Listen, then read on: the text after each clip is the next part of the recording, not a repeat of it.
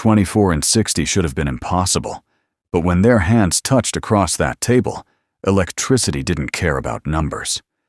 Gavino had forgotten what it felt like to want someone so desperately it hurt to breathe, and Emily had never known what it meant to be worshipped. One dinner, and they both knew. This wasn't just attraction. This was destiny waking up. Today's story will teach you that real love doesn't count years. It counts devotion. You'll discover that healing from heartbreak begins the moment you allow yourself to believe in something greater than your pain.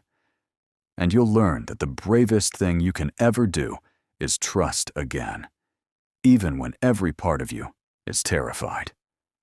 Please like, share, and subscribe. Emily stood in the doorway, rain dripping from her coat, her chest heaving from running 6 blocks in the storm. Her best friend Maya and her boyfriend Derek were somewhere behind her in that crowded bar, probably still tangled together, probably not even noticing she'd left. The image was burned into her mind, walking into that private room to surprise Derek for his birthday, only to find him kissing Maya, her supposed best friend since college, their hands all over each other like Emily didn't exist. The Italian restaurant was warm, filled with the scent of garlic and fresh bread, and tomatoes simmering in olive oil. She stumbled inside, her vision blurred with tears she refused to shed in public. Her mother had taught her better than that. You don't let people see you break, even when you're shattered inside. "Miss, do you have a reservation?" the hostess asked gently, her eyes full of sympathy that made Emily want to scream. Emily shook her head, unable to speak past the lump in her throat. She just needed somewhere to sit, somewhere quiet, somewhere she could disappear and pretend the last hour hadn't happened. Somewhere she could figure out how her entire life had fallen apart in the space of a heartbeat. "Come," a deep voice said from behind her, the accent thick and unmistakably Italian. "Sit at my table." She turned and found him, a man who looked like he'd stepped out of a different era entirely. He was tall, easily over 6 feet, broad-shouldered and powerful despite his age. He wore a perfectly tailored black suit that probably cost more than 3 months of her rent. His hair was mostly dark with distinguished gray at the temples, his beard more salt than pepper, carefully trimmed and elegant. But it was his eyes that held her frozen, dark brown, almost black, steady and knowing, like he could see straight through to her broken heart. He was older, much older than her 24 years. But he didn't look old in the way she expected. He looked timeless, like a statue in a museum that had witnessed centuries and remained standing. "I don't," Emily started, her voice cracking. "You're soaked. You're upset. And this restaurant is full." His accent wrapped around each word like silk, making even simple statements sound profound. "I'm dining alone. You need a seat. Simple solution, no?" Something about his calm certainty, the way he stated facts without judgment or pity, made her nod. He gestured to the hostess with a small motion of his hand, barely more than a finger lift, and the woman immediately straightened, leading them to a corner booth away from the crowded dining room. The booth was private, tucked into an alcove with soft lighting and a view of the rain-soaked street outside. Emily slid in, grateful for the leather seat that seemed to hold her together when she felt like falling apart. Gavino, though she didn't know his name yet, took the seat across from her, maintaining a respectful distance. He didn't crowd her space, didn't lean forward with fake concern, just sat there, solid and present, like a mountain that had no intention of moving. "I'm Gavino," he said, pouring her a glass of water from the pitcher on the table with steady hands. "Gavino Dante." The name sounded important somehow, though Emily couldn't place why. "Emily Hayes," she whispered, accepting the glass with trembling hands. The water was cold and clean, and she drank half of it in one gulp, suddenly realizing how thirsty running through the rain had made her. He didn't ask what happened, didn't pry or probe or offer empty platitudes. He simply signaled the waiter, another small gesture that brought immediate attention, and ordered soup, bread, and tea without consulting her. When she opened her mouth to protest, he raised one hand gently. "You look like you've had a difficult evening. Food first. Words after, if you wish." His dark eyes held hers. "Trust me on this. The body needs nourishment before the heart can begin to heal." The soup arrived within minutes, a rich minestrone thick with vegetables and beans, smelling like comfort itself, like someone's grandmother had been cooking it all day with love. Fresh bread came with it, still warm, from the oven, with real butter and olive oil for dipping. The tea was chamomile, soothing and gentle. Emily hadn't realized how cold she was until the first spoonful of soup warmed her from the inside out. She ate slowly at first, then faster, her body remembering it needed fuel even when her heart was breaking. Gavino ate his own meal in silence, occasionally glancing at her, but never staring, never making her feel watched or judged. Just present. Solid. "There. My boyfriend cheated on me," Emily finally said, the words tumbling out before she could stop them.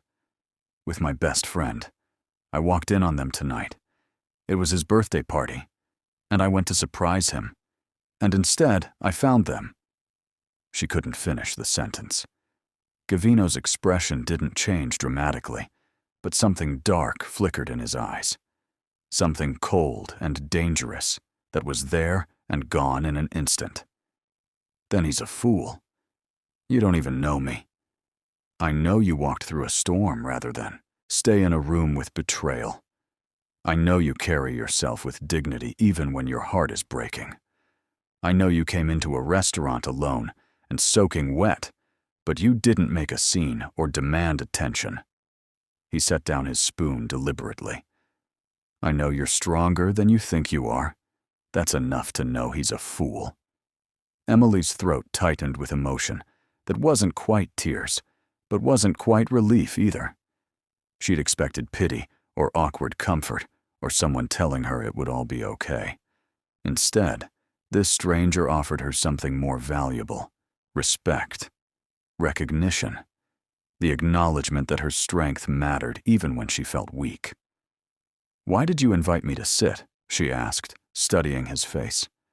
There were lines around his eyes and mouth, laugh lines mixed with deeper grooves that spoke of harder emotions. His hands were large and strong, with a few small scars across the knuckles. Working hands, despite the expensive suit. Gavino considered the question, carefully, like he considered everything. "Because you reminded me of someone I once knew. Someone who needed kindness when the world had been cruel." He paused, his gaze distant for a moment. "And because I could not watch you stand in the rain any longer. Some things are wrong to witness without action." They finished the meal in comfortable silence. Emily noticed that Gavino ate slowly, deliberately, savoring each bite like food was something to be respected. She noticed he ordered only vegetarian dishes, no meat in his soup, no chicken stock, nothing with animal products. She noticed the way the staff treated him with deference that bordered on fear, though he was nothing but polite to them. When the check came, Gavino paid before Emily could even reach for her purse. The waiter practically bowed when taking his card. "Let me at least pay for half." "No," Gavino said firmly but gently. "Tonight, you accept kindness. Tomorrow, you can argue with me if we meet again. If we meet again."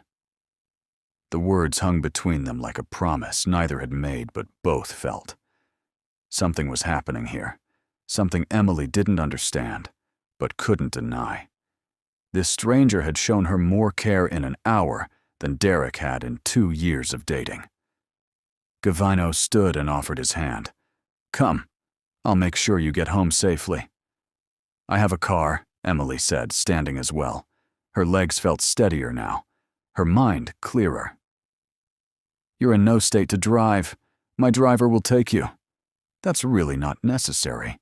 Emily." The way he said her name stopped her cold. It wasn't commanding or harsh. It was careful, like he was tasting something precious, rolling the syllables around in his mouth to see how they felt. "Please, allow me this. Let me help you. It costs you nothing but a few moments of time." She nodded, too exhausted to fight, too touched by his genuine concern to refuse. Something about Gavino made her feel safe in a way she'd forgotten was possible. Outside, a sleek, black car waited at the curb, a Mercedes with tinted windows and leather seats. The driver, a middle-aged man in a dark suit, opened the door immediately when Gavino approached. He moved with military precision, standing at attention until Gavino gave him a small nod. Emily slid inside the warm interior, sinking into seats that felt like butter. Gavino leaned down to speak through the window, one hand resting on the roof of the car. "Emily Hayes," he said softly, his voice barely audible over the rain. "The world is full of fools who don't recognize treasure when they hold it. You deserve better than what you received tonight. Remember that. Promise me you'll remember." Before she could respond, before she could thank him, or ask for his number, or do any of the things her spinning mind was suggesting, he stepped back. The car pulled away into the rain, and Emily watched through the rear window as Gavino stood there, hands in his pockets, getting soaked as he watched her leave. Something in her chest cracked open, not breaking but expanding, making room for feelings she didn't have names for yet. The next morning, Emily woke with swollen eyes and a heart that felt like someone had taken a hammer to it. Her phone was filled with texts from Derek, 37 of them, each more desperate than the last. Apologies and excuses and promises that it meant nothing, that Maya had kissed him, that he'd been drunk, that he loved Emily, only Emily, always Emily. Nothing from Maya. Not one word. Just silence from the friend she'd known since they were 18. The friend who'd been her maid of honor in her imagined future wedding. The friend she'd trusted with everything. Emily blocked both numbers without reading the rest of the messages. She deleted their photos from her phone, their contact information, every trace she could erase in 5 minutes. Then she dragged herself to work, moving through her apartment like a ghost. She worked at a small art gallery downtown called The Meridian, a quiet job she loved because it let her disappear into beauty when life became too loud. The gallery specialized in contemporary artists, mostly local, and Emily spent her days cataloging pieces, arranging exhibitions, and talking to collectors about the emotional resonance of color and form. It was perfect for someone who'd always wanted to be an artist herself, but never quite had the courage to try. Today, she needed that escape more than ever. Needed to lose herself in other people's visions instead of drowning in her own pain. But when she arrived at work, there was a delivery waiting at the front desk. A massive bouquet of white roses, easily 3 dozen, arranged in a crystal vase that caught the morning light like diamonds. The gallery assistant, Emma, was staring at them with wide eyes. "These just arrived for you," Emma said, her voice hushed with awe. "Emily, who did you save in a past life?" Emily approached the flowers like they might bite, her heart pounding. There was a card tucked among the blooms, heavy cream paper with elegant handwriting in black ink. Treasure doesn't lose value because someone failed to appreciate it. L.D. Gavino, a man she'd met once for barely an hour, who somehow understood exactly what she needed to hear. Not empty reassurances that everything would be okay. Not platitudes about fish in the sea or time healing wounds. Just a simple statement of fact. She had value, regardless of Derek's inability to see it. Emily pressed the card to her chest, feeling something dangerous blooming in her heart. Something that felt like hope, which was terrifying because hope could be crushed. and she wasn't sure she could survive another crushing. She put the flowers on her desk where she could see them all day. Emma kept circling back, asking questions Emily couldn't answer. Who was LD? How did they meet? Was he single? Was Emily okay? The answers felt too complicated, too new, too fragile to speak aloud. Throughout the day, Emily tried to focus on work. She had an exhibition to prepare, a series by a young American woman artist who painted portraits of everyday heroes, regular people doing extraordinary things in their communities. The paintings were powerful, full of dignity and strength, and Emily lost herself in arranging them on the gallery walls, finding the perfect flow and balance. But her mind kept drifting back to Gavino, to his steady presence, to the way he'd offered help without making her feel weak, to the way he'd looked at her like she mattered, like she was worth protecting, worth caring about. Later that evening, as Emily locked up the gallery, she found him standing across the street. Just standing there, leaning against a lamppost like he had all the time in the world, hands in his pockets, watching her with that same intense focus from the night before. Her heart did something strange in her chest, a flutter and a squeeze all at once. She looked both ways and crossed the street toward him, her bag clutched in her hands. "Are you following me?" she asked, trying to sound stern but failing because her voice came out breathless. Gavino's lips curved into the smallest smile. "Checking on you. There's a difference. How did you even find me? You mentioned last night that you worked at a gallery. There are only 3 in this neighborhood." He gestured to the small, elegant building behind her, with its understated sign and beautiful display windows. "You seem like someone who appreciates quiet beauty over commercial flash. Loud galleries with trendy art wouldn't suit you. You'd want something more substantial." This one felt right. Emily should have been disturbed by this reasoning, should have been alarmed that he'd tracked her down based on a passing comment and his own deductions. Instead, she felt seen, understood in a way that was both thrilling and terrifying. "That's a little intense," she said carefully, watching his face for any sign of the obsession she should probably be worried about. "Perhaps." Gavino pushed off the lamppost and walked closer, though he stopped at a respectful distance, close enough to talk without shouting, far enough that she didn't feel crowded. "But I wanted to make sure you were all right, that you hadn't spent the day drowning in the pain of what happened. That's all. No ulterior motives, no expectations. You sent me flowers. You needed to remember your worth. Flowers seemed appropriate." He tilted his head slightly. "Did I overstep? If I made you uncomfortable, I apologize. That wasn't my intention." "No, they were beautiful. They are beautiful." Emily clutched her bag tighter. "I just don't understand why you care. You don't know me." "I'd like to, though. Know you, I mean." Gavino's dark eyes held hers, and Emily felt like she was falling into them. "If you'll allow it." Emily studied him in the streetlight, seeing details she'd missed in the restaurant's dim lighting. He was dressed more casually today, still elegant, but in dark slacks and a charcoal cashmere sweater that emphasized his powerful build. Up close, she could see that despite his age, his body was strong, well-maintained. He looked like he could have been a model in his youth, all sharp angles and dramatic features. Now, he looked like something more. Someone who commanded rooms without saying a word, who made decisions that affected lives, who carried weight she couldn't see but could somehow feel.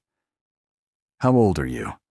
The question slipped out before she could stop it, and Emily felt her face heat with embarrassment. "Sorry, that's rude." Gavino's smile widened slightly, showing straight white teeth. 60. And you're 24, I'm guessing." Emily's eyes widened. "How did you? Your energy, the way you move through the world, like you're still discovering who you are, still becoming." His gaze softened, becoming almost tender. The way you wore your heartbreak last night, like it was the first time you'd truly been betrayed. That kind of devastation comes from still believing the world is fundamentally good. You haven't learned to protect yourself yet. It's not a criticism. It's beautiful. Rare. I'm not looking for anything, Emily said quickly, her heart racing. She needed to establish boundaries, to protect herself from whatever this was becoming. I just got out of a relationship, a serious relationship. I'm not ready for… I know, and I'm not asking for anything. Gavino took a small step back, as if to prove his point, giving her more space. I simply wanted to make sure you were well, that you weren't alone with your pain, that someone in this city knew you mattered. That's all. But it wasn't all. Emily could feel it in the air between them, the crackle of something neither had named, but both recognized. Chemistry, maybe. Connection. The sense that they'd met before in some other life, some other version of reality where a 60-year-old Italian man and a 24-year-old American woman made perfect sense. Would you like to have dinner? Gavino asked, his voice casual, but his eyes intense.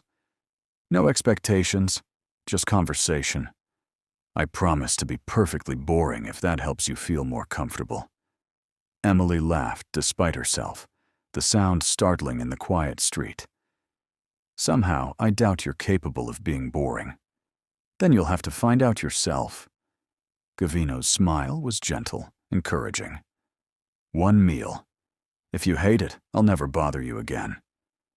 But if you enjoy it… He trailed off, letting the possibility hang between them. She should have said no.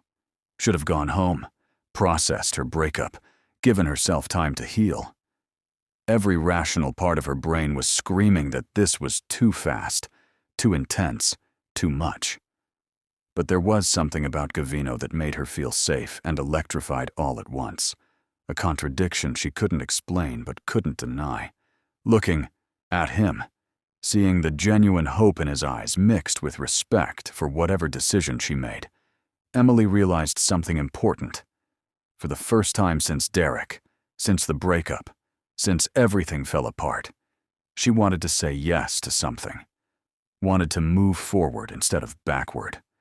Wanted to be brave instead of safe. Okay, she heard herself say, her voice stronger than she felt. Dinner.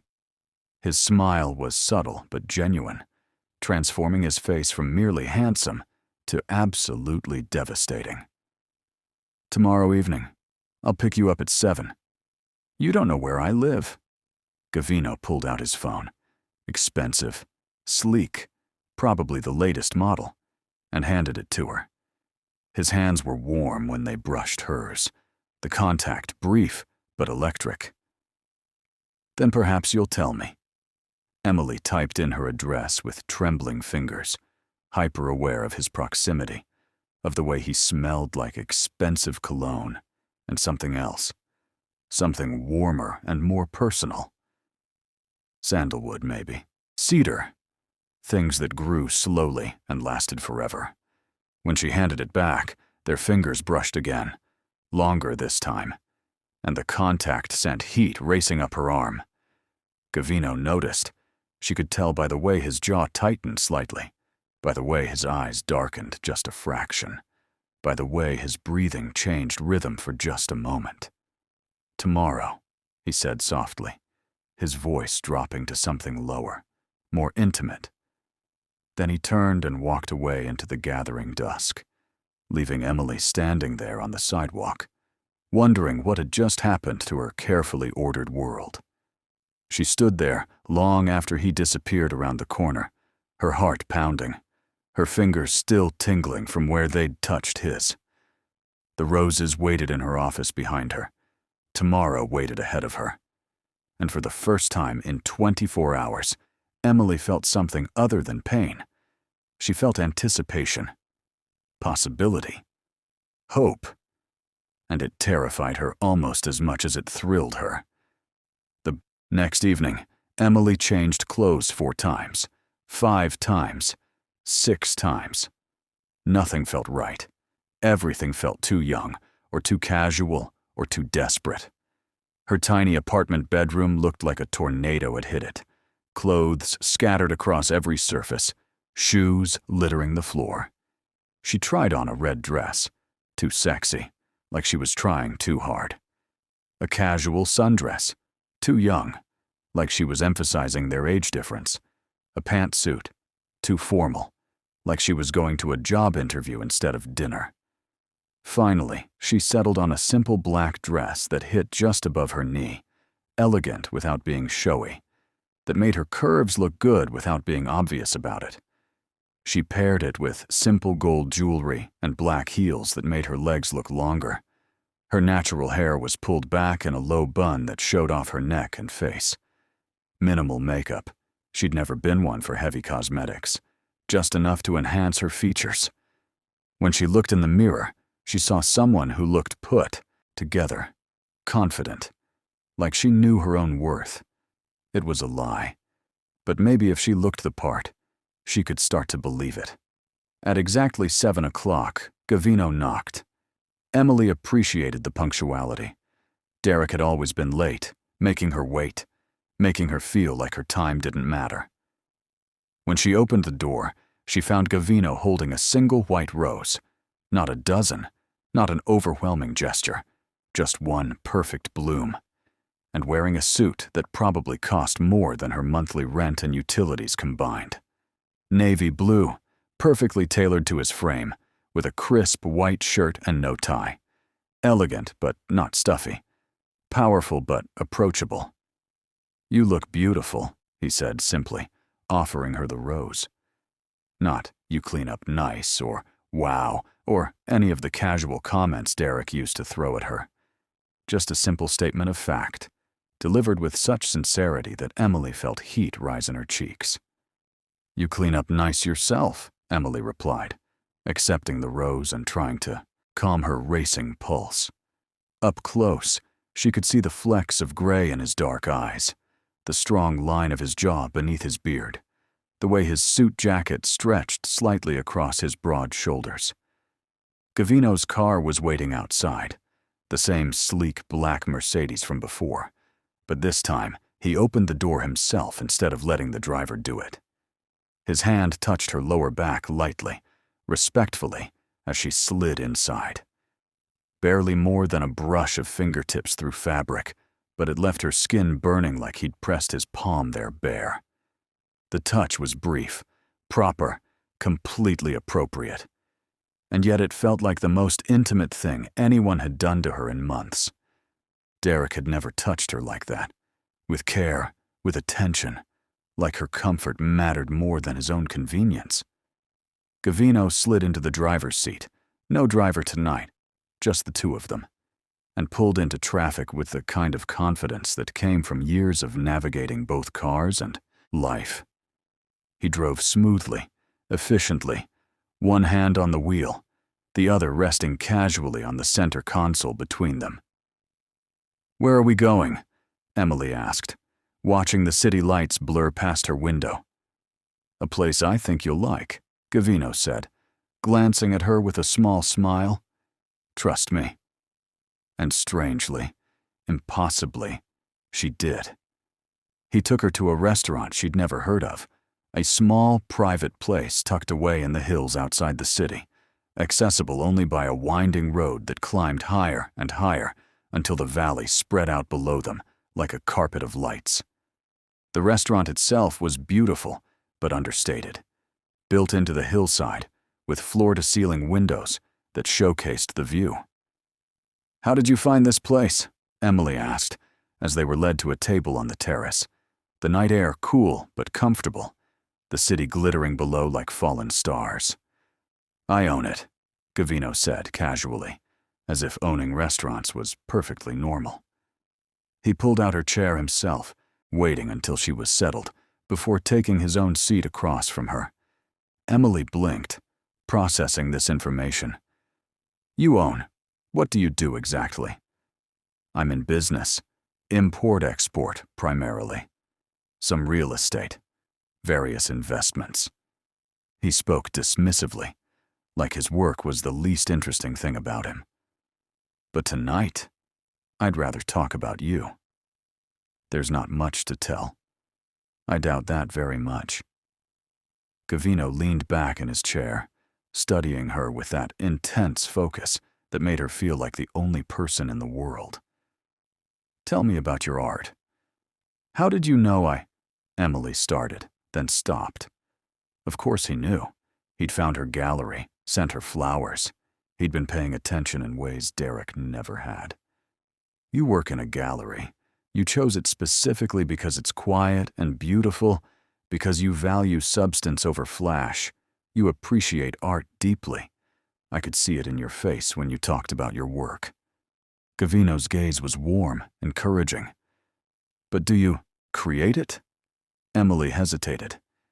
This was the dream she never spoke aloud, the secret hope she'd kept locked away because admitting it made her vulnerable to failure, to judgment, to the crushing weight of her own inadequacy. Derek had known she painted, but he'd never asked to see her work, had never expressed interest in what she created, had treated it like a hobby instead of a passion. Finally, she nodded. I paint. Nothing serious, just for myself. What do you paint? Feelings, mostly. Abstract things. Colors and shapes that represent emotions I can't put into words. Emily's hands moved as she talked, gesturing, trying to express what she couldn't adequately explain. Like, heartbreak isn't just sad. It's blue, but also gray, but also these sharp lines of red, where the pain is most acute. And joy isn't just yellow. It's gold and orange, and these bursts of white, where everything feels possible. Gavino's expression had softened into something Emily couldn't name. Admiration? Understanding? Something deeper? I'd like to see your work sometime, he said quietly, if you'd be willing to share it. It's not very good. Let me decide that. Gavino's tone left no room for argument, but it wasn't demanding. It was confident, like he already knew her work would be good because she'd created it, and therefore it had value. The waiter arrived with their food, all vegetarian dishes, beautifully plated, that Gavino ordered without looking at the menu. Everything was exquisite, fresh, prepared with obvious care. Roasted vegetables with herbs Emily couldn't identify but tasted incredible. Handmade pasta with a simple tomato sauce that was somehow better than anything complicated. A salad with greens so fresh they must have been picked that day. You're vegetarian? Emily asked between bites, watching him eat with the same deliberate care he applied to everything else. For 30 years now. I believe in doing as little harm as possible. He smiled, slightly, something dark flickering behind his eyes. In most areas of my life, at least. There was something in the way he said it, something complicated and dangerous hiding beneath the surface, like an iceberg with most of its mass underwater. But before Emily could ask what he meant, Gavino changed the subject with the skill of someone accustomed to deflecting personal questions. Tell me about your family. They talked for hours, the food and wine flowing easily between them. Emily found herself opening up in ways she never had before, about her parents, who divorced when she was 10, about the custody battles that made her feel like a prize to be won instead of a person to be loved, about growing up feeling caught between two worlds, two homes, never quite belonging fully in either place, about her dreams of becoming a real artist someday, of seeing her work in galleries, of creating something meaningful that would outlast her. Gavino listened to every word like it, mattered, like she mattered, asking thoughtful questions that showed he was genuinely interested, not just waiting for his turn to talk. He remembered details Derek would have forgotten in seconds. He made connections between things she said, understanding her in ways that felt both comfortable and terrifying. What about you? Emily finally asked, realizing she'd been talking for almost an hour straight. Do you have family? Something shuddered in Gavino's expression, walls coming up that hadn't been there before. I did once, a long time ago. He paused, his hand stilling on his wine glass. My mother died when I was 12. Cancer. My father died when I was 15. Heart attack, though I suspect grief played a role. After that, I raised myself. I'm so sorry, Emily said, her heart aching for the boy he'd been, alone in the world, at an age when most kids were worrying about homework and sports. Don't be. It made me strong. It made me self-reliant. It made me careful about who I let into my life, because I learned early that everyone leaves eventually. Gavino's gaze met hers, intense and searching. But I've also learned that family is not always about blood.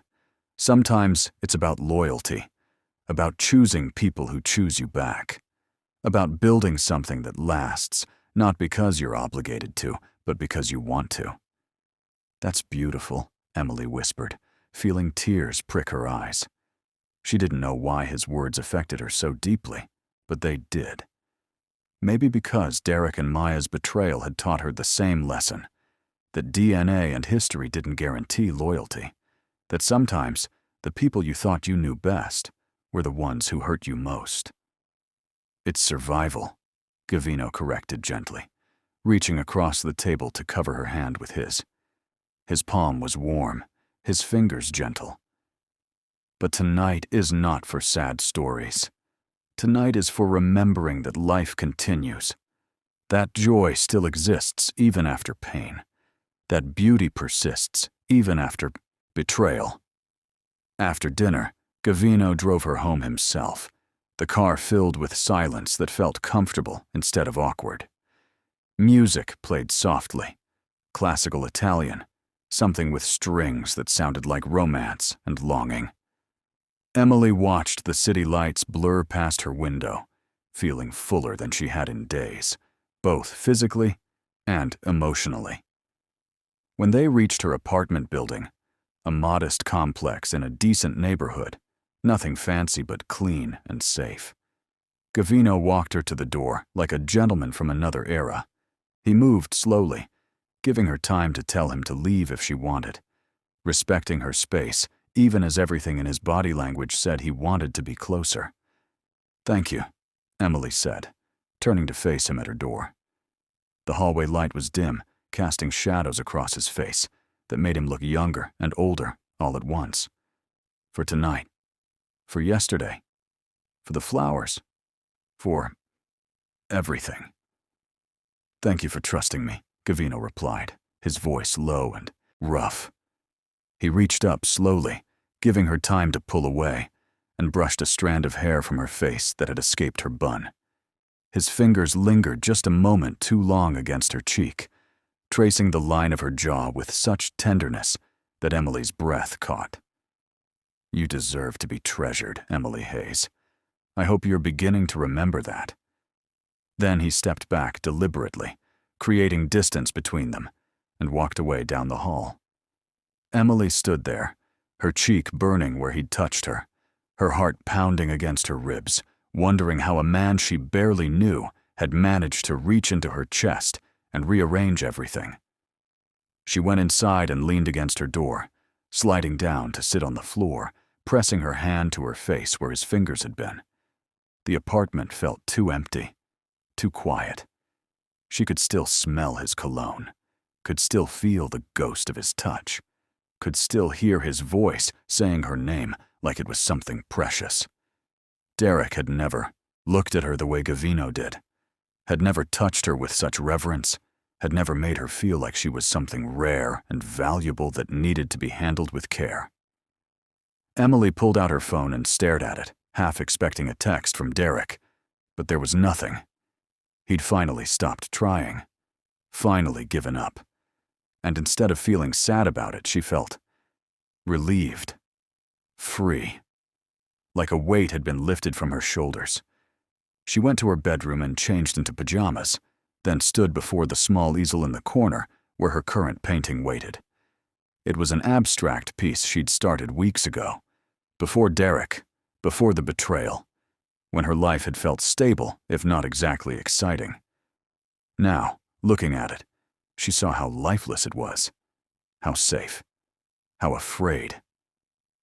Emily picked up her brush and added new colors, deep blues and silvers, warm golds, sharp lines of red, painting over what had been safe and boring, creating something new from the ruins of the old.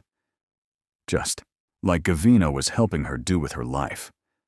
Over the next week, Gavino appeared in her life like clockwork, not overwhelming, not suffocating, just there, in ways that made her days brighter, her burdens lighter.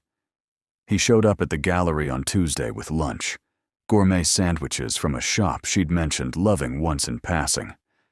How he'd remembered, she didn't know. They ate in her tiny office, talking about art and food and their favorite books. Gavino was well-read, intelligent, able to discuss everything from classical literature to contemporary philosophy. Talking to him felt like exercise for her brain, challenging and stimulating in the best way. On Wednesday, a package arrived at her apartment, a book of Italian poetry, leather-bound and beautiful, with passages marked in careful handwriting.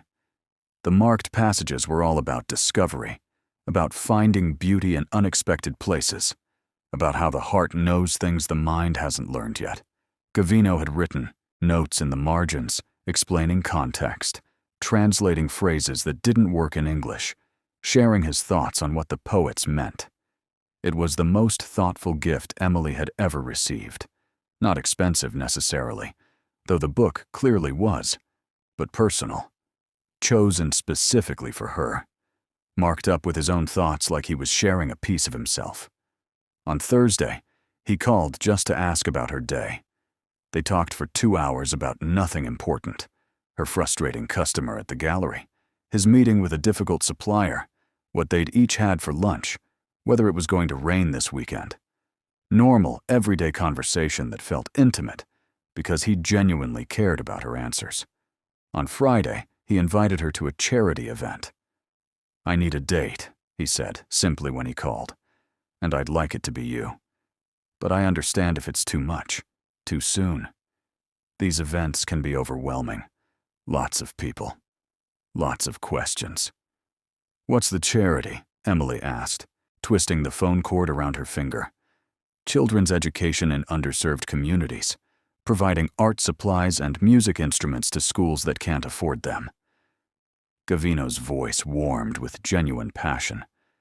"I believe every child deserves access to beauty, to creativity. Art saved me when I was young and alone. It might save someone else." How could she say no to that? "Okay, I'll come." "Truly?" "You don't have to. I want to," Emily interrupted. And she did. She wanted to see Gavino in his element, wanted to meet his world, wanted to understand more about this man who was quickly becoming central to her thoughts. "Then I'll pick you up at 7 tomorrow. Wear something formal. These events tend to be rather fancy." He paused. "Emily?" "Yes?" "Thank you. For saying yes. For giving me chances I probably don't deserve." "Stop saying that," Emily said firmly. "You deserve good things too, Gavino. Not just me." "You." His silence spoke volumes. Then softly, "You're teaching me to believe that." Slowly. "But you are." The charity event was held at a luxury hotel downtown, the kind with marble floors and crystal chandeliers and staff in white gloves. Emily felt out of place in her simple cocktail dress, which was the most formal thing she owned, until Gavino took her arm and whispered, "You're the most beautiful woman here. Hold your head high." And somehow, with his steady presence beside her, his hand warm and solid at the small of her back, she believed him.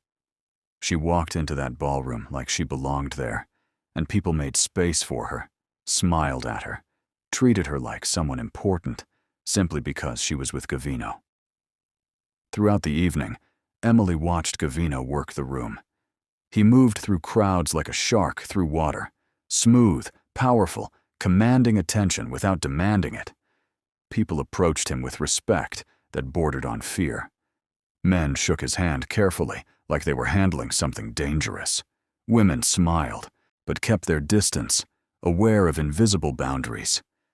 Important people, powerful people, sought his attention. Emily recognized faces from the news: politicians, business leaders, celebrities. They all treated Gavino like he was someone who mattered, someone whose opinion carried weight, someone whose favor was valuable. "Who are you really?" Emily asked quietly during a break in the conversations, when they'd stepped onto a balcony for fresh air. Gavino's smile was enigmatic, secretive. "I'm exactly who I said I was, a businessman. Someone who imports goods and exports others. Someone who values loyalty and punishes betrayal." "That's not an answer." "It's the only answer I can give right now." Gavino turned to face her, his expression serious. "My world is complicated, Emily. I exist in spaces where power matters more than morality sometimes, where connections are currency and weakness can be fatal. I'm not ashamed of what I've built, but I'm aware it's not normal." "Are you dangerous?" Emily asked, her heart pounding. Gavino considered the question carefully. "To people who threaten what's mine, yes. Very. To you?" He cupped her face gently, his thumb stroking her cheek. "Never. I would burn the world down before I let anything hurt you." It should have frightened her. The intensity of his declaration, the darkness in his eyes, the promise of violence for her sake. Instead, Emily felt protected, safe, cherished in a way she'd never experienced. Before she could respond, a voice interrupted them. "Gavino," a man said, his tone falsely friendly. "Good to see you." They turned to find a younger man, maybe 35, handsome in a conventional way, wearing an expensive suit and a predatory smile. Emily immediately disliked him, though she couldn't say why. "Andrew," Gavino said, his voice cooling several degrees. His hand moved to Emily's waist, pulling her subtly closer to his side, in a possessive gesture that was as clear as a spoken claim. Andrew's gaze shifted to Emily, traveling over her body in a way that made her skin crawl. His smile widened. "And who is this stunning creature?" "This is Emily," Gavino said, his tone leaving no room for interpretation. "My date." Something in his voice made Andrew step back slightly, survival instincts kicking in. But the younger man's eyes still lingered on Emily, in a way that made her uncomfortable, made her want to hide behind Gavino, made her want to leave this balcony and never see Andrew again. "Lucky man," Andrew said, though his smile didn't reach his eyes. Then, to Emily directly, "If you ever get tired of older company, I'd love to show you what a younger man can offer. Someone more your age, more your speed." The temperature dropped 10 degrees. Gavino's expression didn't change dramatically, but Emily felt his hand tighten on her waist, felt the tension radiating from his body like heat from a furnace, felt something dangerous uncaging itself in the man beside her. "Andrew," Gavino said quietly, each word precise and deadly as a knife strike. "Walk away now, or I'll make you regret every word you just said. Not here, not tonight, but soon, and you'll remember it for the rest of your significantly shortened life." Andrew paled, his bravado crumbling. He took 2 steps back, nearly stumbling. "I didn't mean, yes you did, and that's the problem." Gavino's smile was cold, empty of warmth or humor. "Leave. Now. Before I change my mind about letting you walk away at all." Andrew fled into the ballroom, disappearing into the crowd like a rat into shadows. Emily looked up at Gavino, her heart pounding. "That was disrespectful," Gavino finished, his jaw still tight with barely controlled rage. Disrespectful to you, and I don't tolerate disrespect toward people I care about. Toward you, especially. People he cared about. The words hung between them, heavy with meaning neither was ready to explore. But they both felt the weight of them, the promise, the claim. "Let's go," Gavino said suddenly. "I've fulfilled my obligations here, and I don't want you in the same room as that man for another moment." They left the event early, Gavino's hand never leaving the small of her back as they navigated through the crowds. People moved aside for them, sensing something dangerous in Gavino's energy, something barely controlled that made them want to give him space. The car ride back was silent and charged, filled with tension that had nothing to do with fear and everything to do with something Emily wasn't ready to name. Gavino drove with one hand clenched on the wheel, his knuckles white, his jaw tight. He was furious, not at her, she knew, but at Andrew, at the disrespect, at the threat to something he was clearly beginning to see as his. When they reached Emily's apartment, Gavino walked her to the door like always, but this time something was different. He stood closer. His breathing was heavier. His control was slipping. "Emily," he said, his voice rough like gravel. "I need to tell you something." Her heart hammered. "What?" "I'm not a good man." The words came out pained, like they hurt to say. "I've done things, built my life on foundations that would frighten you if you knew the details. I've hurt people. I've made decisions that served my interests over others' lives. I'm powerful because I was willing to do what others wouldn't." "Gavino, let me finish, please." He took a shaky breath. "But with you, I want to be better. I want to be the man you deserve, the man who would make you proud instead of ashamed. I don't know if I can completely shed who I've been, but I'm willing to try. For you. Because of you." Emily reached up and touched his face, her palm against his bearded cheek, feeling the roughness of it, the warmth of his skin, the realness of him. "I don't need you to be perfect, Gavino. I just need you to be honest, to tell me the truth even when it's ugly, even when it's hard." Something broke in his expression, a crack in the wall he'd built around himself. He leaned down slowly, giving her every chance to pull away, every opportunity to say no, and pressed his forehead against hers. "I'm falling for you," he whispered, his breath warm against her lips. "God help me.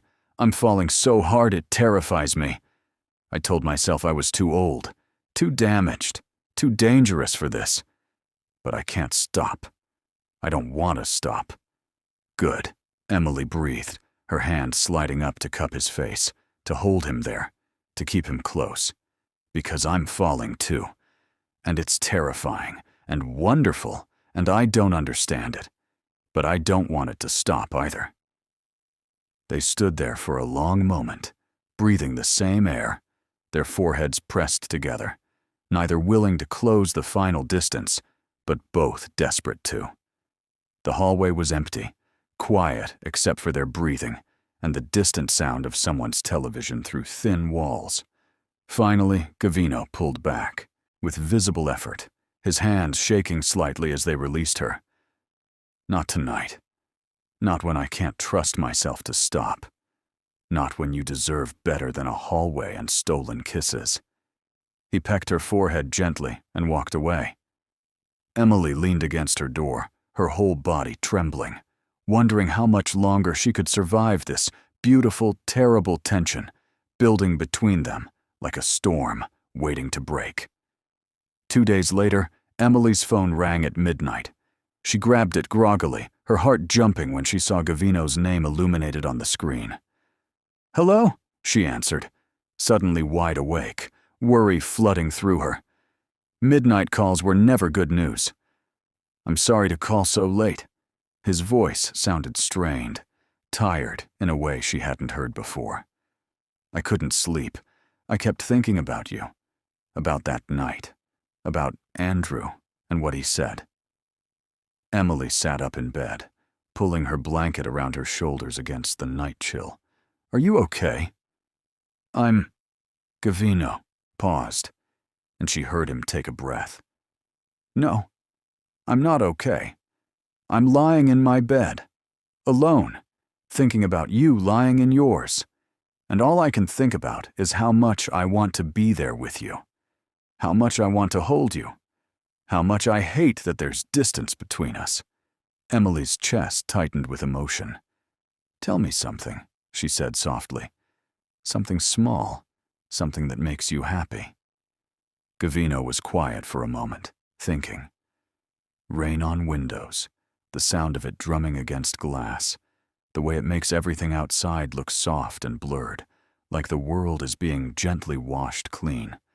When I was a boy, after my mother died, I used to lie in bed and listen to the rain and pretend it was washing away all the bad things, making everything new again. "That's beautiful," Emily whispered, tears pricking her eyes at the vulnerability in his admission, at the image of a young Gavino seeking comfort in the rain. "What about you? What makes you happy?" "You," Emily said without thinking. "Talking to you, being with you, the way you make me feel like I matter, like I'm worth something more than I thought I was. Emily, you're worth everything. You're worth more than I can express." They talked until 3 in the morning, about nothing and everything, about childhood memories and favorite foods, and the kind of life they each dreamed of living. When they finally hung up, Emily felt like she knew him better, like every conversation peeled back another layer, revealing more of the man beneath the power and danger. The next morning, she woke to find a package at her door. Inside was a professional recording of rain sounds, gentle, steady rainfall that sounded like it was right outside her window, along with a note written in Gavino's careful hand. "For the nights when the world is too quiet, and you need to remember that everything can be washed clean. For the nights when you can't sleep, and I'm not there to talk you through it. For the nights when you need to know someone is thinking of you." Emily pressed the note to her chest, feeling something dangerous and wonderful blooming in her heart. This wasn't just attraction anymore. This wasn't just chemistry or loneliness seeking comfort. This was real. This was her falling in love with a man who was completely wrong for her on paper, but felt absolutely right in reality. She put the rain sounds on her nightstand, played them softly, and realized she was smiling. Derek had never given her anything that showed this level of thought, this level of attention to who she really was and what she needed. That evening, Gavino picked her up for dinner at his home. She'd never been to his house before, and when they pulled through the gates of a massive estate in the hills overlooking the city, Emily's breath caught in her throat. "You live here?" she asked, staring at the sprawling villa that looked like it had been transplanted directly from Tuscany. Stone walls, terracotta roof tiles, sprawling gardens with olive trees and lavender and roses. It was stunning. "It's too big for one person," Gavino admitted, helping her from the car with his usual care. "But it reminds me of home, of Italy, of where I came from before America called to me." Inside the house was even more impressive. High ceilings with exposed beams, tile floors in warm terracotta, walls painted in soft creams and golds. But despite its size and elegance, it felt warm somehow. There were books everywhere, in the living room, the hallway, piled on tables. Art on the walls, mostly landscapes and still lifes, beautiful but not showy. Fresh flowers in vases, signs of life. Gavino led her to the kitchen, which was enormous and professional, but clearly well used. Pots and pans hung from a rack overhead. Herbs grew in pots on the windowsill. The smell of something delicious cooking filled the air. "You cook?" Emily asked, surprised yet again by this man who kept revealing new depths. "My mother taught," Me before she died. She said a man who cannot feed himself cannot feed his family. That food is love made tangible. He handed her a glass of red wine. Italian, she assumed, probably from his homeland. It's one of the few memories I have of her that doesn't hurt anymore. Time has softened it from pain to sweetness. Emily heard the grief beneath his words, old but still present. How long has it been? 48 years. I was 12 when she died. Gavino stirred the sauce on the stove, his movements practiced and precise, the motions of someone who'd done this thousands of times. My father lasted 3 more years before his heart gave out. The doctor said it was a heart attack, but I've always believed it was grief. He couldn't live without her. Didn't want to. That's so sad, Emily whispered. It's also beautiful in a way. To love someone so much that life without them feels impossible. Gavino turned to look at her, his gaze intense and searching. I used to think that kind of love was weakness, that it made my father vulnerable, made him less. But now, he trailed off, leaving the sentence unfinished, but his meaning was clear. Now he understood. Now he was starting to feel that way about her. After my father died, I was 15, and alone. I had to grow up fast, had to learn to survive in a world that didn't care about orphaned boys, with no one to protect them. Gavino's voice was matter-of-fact, but Emily heard the pain underneath. I raised myself, built my empire from nothing, learned to be hard because softness got you killed. And now? Emily asked softly. Now I'm 60 years old, and I'm learning that maybe hardness isn't the only way to survive, that maybe letting someone in isn't weakness. He smiled slightly. You're teaching me that. Slowly. But you are. Emily crossed the kitchen and wrapped her arms around him from behind, pressing her face against his back. She felt him stiffen in surprise, then relax, one of his hands, covering both of hers where they rested on his stomach. Thank you for letting me in, she whispered, for trusting me with your pain. Thank you for making me feel like trust is possible, Gavino replied, his voice rough with emotion. They stood like that for a long moment, connected, before Gavino gently disentangled himself to finish cooking. But something had shifted between them. Another wall down, another step closer to whatever this was becoming. Come, Gavino said, handing her a knife and a cutting board full of vegetables. Help me finish this. I want to teach you how to make my mother's sauce. It's the only piece of her I have left to give. They cooked together in comfortable silence, Gavino guiding her hands, showing her how to cut the tomatoes just right, how much garlic to add, how to taste and adjust. The kitchen filled with steam and spices and laughter when Emily accidentally added too much salt, and Gavino had to rescue the sauce with humor and quick thinking. They ate dinner on the terrace overlooking the valley, the city lights twinkling below them like fallen stars. The food was simple but perfect. Pasta with fresh vegetables, crusty bread Gavino had baked that morning, a light salad with a vinaigrette that tasted like sunshine and herbs. This is incredible, Emily said between bites, savoring every flavor. You really could have been a chef. I had other obligations, Gavino said quietly, his gaze distant. My father's business required my attention when he died. I couldn't pursue simpler dreams. I had responsibilities, people depending on me, legacy to uphold. What business?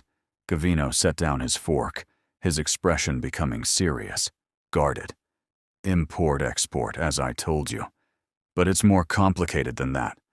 My family has connections throughout Italy and America, business relationships that span continents. Some legal, some... He paused. Less so. Emily's pulse quickened, but she kept her expression calm, giving him space to explain. Are you saying you're... I'm saying I exist in a world where power matters more than morality sometimes, where loyalty is currency and weakness can be fatal, where the rules that govern normal people don't always apply. His dark eyes held hers, unflinching, honest. I'm telling you this because I won't lie to you. I won't pretend to be something I'm not. If you choose to walk away now, I'll understand. I'll be devastated, but I'll understand. But if you stay, you need to know what you're stepping into. Emily should have been afraid. Any reasonable person would have been. She should have thanked him for dinner, called a taxi, and never looked back. But looking at Gavino, at this man who sent her rain sounds and cooked her his mother's recipes, and looked at her like she was the answer to a question he'd been asking his whole life, she felt only certainty. I'm not walking away, she said firmly, her voice steady despite her racing heart. You've been honest with me. You've treated me with more respect and care than anyone ever has. Whatever world you exist in, whatever you've done to survive, that's your past. I care about who you are now, who you want to become. Gavino closed his eyes briefly, relief washing over his features so powerfully that for a moment he looked younger, vulnerable. When he opened them again, they were blazing with emotion he no longer tried to hide. Then you need to understand something else, he said, his voice low and intense, each word deliberate. I am not a man who does anything halfway. I don't have casual relationships or temporary connections. If I claim you, I claim all of you. Your safety becomes my responsibility. Your happiness becomes my mission. Your enemies become mine to destroy. That sounds very possessive, Emily said, but her voice shook with something that definitely wasn't fear. It was excitement, anticipation, the thrill of being wanted so completely. It is, Gavino agreed without apology. I warned you I'm not a good man in many ways, but I will be good to you. I will protect you with everything I have. I will treasure you like the precious thing you are. He leaned forward, his gaze pinning her in place. The question is whether you can accept that kind of devotion, that kind of intensity. Because once I claim you as mine, Emily, I won't let go easily. Emily's heart pounded so hard she thought it might break free from her chest. Everything about this should have terrified her. The possessiveness, the intensity, the barely contained obsession she saw in his eyes. But it didn't, because underneath all of that was care, was protection, was a man who'd spent his entire life being hard, finally finding someone he wanted to be soft with. I've never had anyone protect me before, she said honestly, her voice shaking with emotion. I've always had to protect myself, take care of myself, fight my own battles alone. Not anymore. Gavino reached across the table and took her hand, his thumb tracing circles on her palm, the touch both comforting and electrifying, both innocent and promise-laden.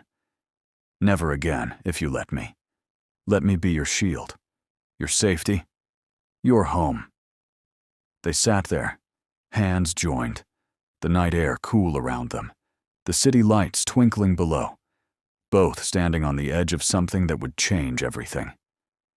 Emily could feel the weight of the decision pressing down on her. This wasn't just agreeing to date someone. This was accepting someone into her life completely, accepting protection and intensity and devotion that bordered on obsession. But when she looked into Gavino's eyes and saw the raw hope there, the desperate need mixed with respect for her choice, she knew her answer had been decided the moment he'd invited her to sit at his table that rainy night. Yes, she whispered. Yes to all of it. To you. To us. To whatever this becomes. Gavino's smile was brilliant, transforming his entire face. He stood and pulled her up with him, into his arms, holding her close enough that she could feel his heart pounding as hard as hers. You won't regret this, he promised against her hair. I'll make sure of it. Every single day. Later that night, Gavino showed her his library, a massive room that took up an entire wing of the house, filled with books in multiple languages, floor-to-ceiling shelves, stuffed with everything from ancient philosophy to contemporary fiction. Emily wandered through the aisles, running her fingers along the spines, feeling like she'd discovered a secret part of his soul. "This is beautiful," she breathed, overwhelmed by the sheer volume of knowledge surrounding her. "You've read all of these?" "Most of them. Some multiple times." Gavino leaned against the doorframe, watching her explore with a soft expression. "These books saved me when I was young and angry and alone. When I had no one to teach me how to be a man, I learned from them. They showed me there were other ways to be powerful, other ways to survive beyond violence and fear." Emily pulled out a volume at random, Homer's Odyssey, the pages worn and marked with notes in the margins. "What did this one teach you?" "That even the strongest men need help sometimes. That pride can be your downfall. That the journey home is often more important than the destination." Gavino pushed off the doorframe and walked to her, taking the book gently from her hands. "That sometimes the monsters we face are reflections of our own inner darkness." "You're not a monster," Emily said firmly. "I've done monstrous things," Gavino countered quietly. "Hurt people who threatened what was mine, destroyed enemies without mercy, built my empire on fear as much as respect. And now? Now I'm trying to be better, for you, because you make me want to be the kind of man who deserves someone like you." He set the book aside and cupped her face in both hands. "You're changing me, Emily, making me remember the boy I was before the world taught me to be dangerous. And I don't know whether to thank you or apologize for how completely you're undoing me." "Thank me," Emily whispered, rising on her toes to bring her face closer to his. "Always thank me. Because I'm not undoing you. I'm helping you become who you were always meant to be underneath all the armor." They kissed, and when they finally pulled apart, neither of them wanted to step back. "I want you to stay," Gavino said roughly, his voice barely more than a growl. "Just to sleep. I won't. I just need you near. I need to know you're here, safe, with me." Emily nodded, unable to speak past the emotion clogging her throat. Gavino led her through the house to a guest room, beautifully appointed with soft bedding and tasteful furniture, with fresh flowers on the nightstand, filling the air with the scent of roses. He gave her clothes to sleep in, his own shirt that fell to her mid-thigh and soft cotton pants that she had to roll at the waist. They smelled like him, like sandalwood and cedar and something uniquely Gavino. "I'm right next door if you need anything," he said from the doorway, his eyes dark with want, but also with respect, with care, with restraint that clearly cost him. "Gavino." "Yes, Tesoro." The endearment slipped out naturally, unconsciously. "Thank you for being patient with me, for not pushing, for giving me time even when I know you want more." His smile was gentle, full of emotion. "Emily, I would wait forever if that's what you needed. Some things, some people, are worth any amount of time. You could make me wait a decade, and I'd count every day a blessing, because at least I got to know you existed." He closed the door softly, and Emily lay awake for hours in his shirt, surrounded by his scent, her heart too full to sleep. She could hear him moving around in the next room, could picture him lying in bed, staring at the ceiling, as unable to rest as she was, around 2 in the morning. She gave up on sleep and padded quietly out of her room. The house was dark except for small lights along the baseboards. She found Gavino in the kitchen, making tea, wearing just pajama pants and looking devastatingly handsome in the dim light. "Can't sleep?"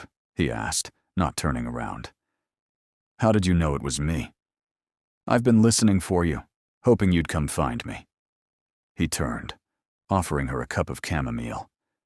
I've been lying in bed, torturing myself by knowing you're so close, but still too far. Emily took the tea, their fingers brushing, both of them hyper-aware of every point of contact. Can we just sit together until we're tired? I'd like that. They settled on the couch in his living room, a respectful distance between them at first. But gradually, naturally, they drifted closer until Emily was tucked against his side, his arm around her shoulders, her head on his chest, listening to the steady beat of his heart. His other hand played with her, fingers tracing patterns on her palm, touch grounding them both. "Tell me about your sister," Emily said softly, remembering he'd mentioned her once. Gavino went still for a moment. Then, slowly, he began to speak. Her name was Isabella. She was 8 years younger than me, 15 when she died. She had dark hair like mine and my mother's smile. She wanted to be a teacher, loved children, loved books, loved making people happy. What happened? She was caught in the crossfire of my father's war with a rival family.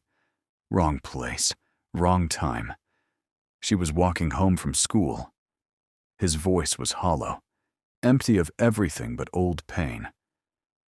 I was 25, had just taken over the business.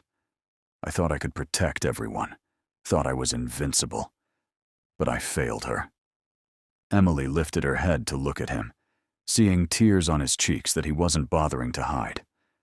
That wasn't your fault, wasn't it? I was supposed to keep her safe. That was my job as her brother, as the head of the family. And I failed. Gavino looked at her, his eyes haunted. I see her in you sometimes. That brightness, that belief that the world can be good despite evidence to the contrary. That innocence.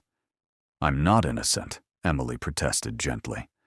Not innocent, perhaps, but uncorrupted by the things I've seen, the things I've done. You still believe in goodness, in love, in happy endings. His hand came up to cup her face, and it terrifies me that I'll fail you the way I failed her. That I'll get you killed just by loving you. Listen to me, Emily said fiercely, taking his face in both her hands. I am not your sister. I am not a child who needs constant protection.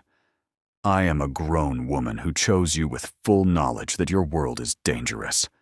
And whatever happens, it won't be your failure. It will be life. And we'll face it together.